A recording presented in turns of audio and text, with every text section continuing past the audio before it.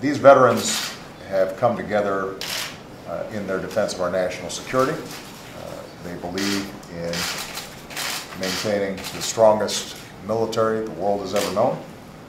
They are proud of our military capabilities and recognize that there are times when it is necessary that we take military action globally. What they also understand is that American power relies as well on strong and principled diplomacy.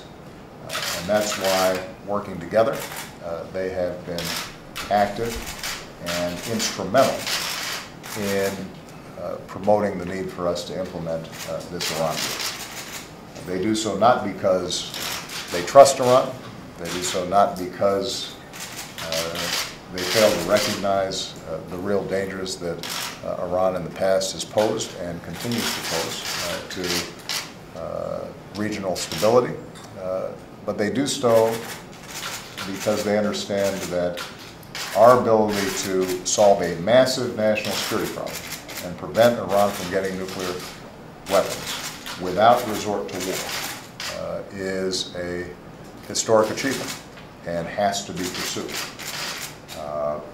And I just had a chance to thank them for their efforts, because I'm absolutely convinced that their willingness and ability to tell their stories to members of Congress, to describe the losses they've experienced of Army buddies or family members, to be able to describe what they've seen as the cost of war, has allowed, I think, a lot of members who may be feeling political pressure from different directions to remember what a sober and important decision this has been, and it's created the space for us to be able to make an argument on the merits as to why this deal is right for the American people and our allies and the safety and security of the world.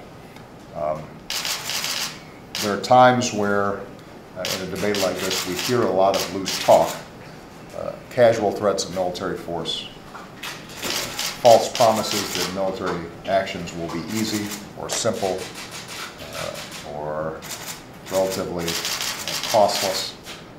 These veterans and their families remind us that that is not the case. They know the consequences when we rush into war.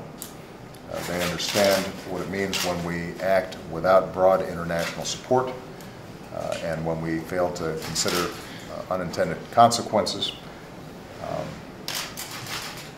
And I want to repeat, none of them are under any illusions. They understand that this is a dangerous world. It is precisely for that reason that they want to make sure Iran doesn't get a nuclear weapon. And what I indicated to them is that even as this debate winds down, I am hopeful that their voices continue to be heard on a wide range of foreign policy debates. Because we live in a complicated world, and we live in a world where terrible things happen. And American leadership is going to be vital in addressing those issues. But the one principle that I want us to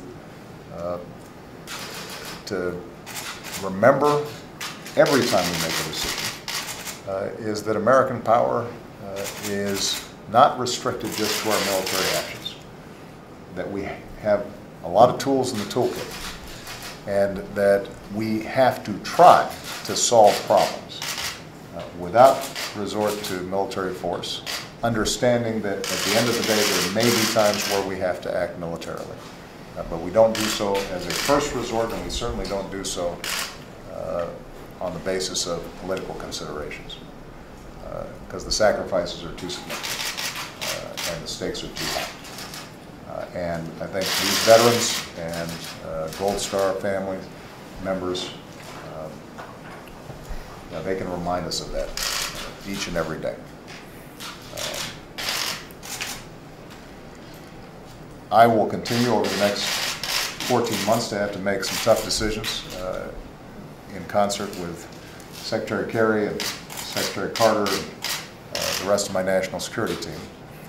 I guarantee the next president is going to continue to be confronted with difficult decisions. And as we lead into this next political season, I just hope that everybody's listening to the veterans around this room and the organizations that they represent, because I think the American people will be well served if they're hearing from the perspective of those who actually fight. And the moms who will be visiting Arlington to remember and be with their children. That kind of sobriety in our foreign policy decision making, I think, is necessary and useful. Obviously, the discussions that concluded in Vienna, like any serious negotiation, involved a quid pro quo. Iran wanted sanctions relief. The world wanted to ensure a wholly peaceful nature of Iran's program.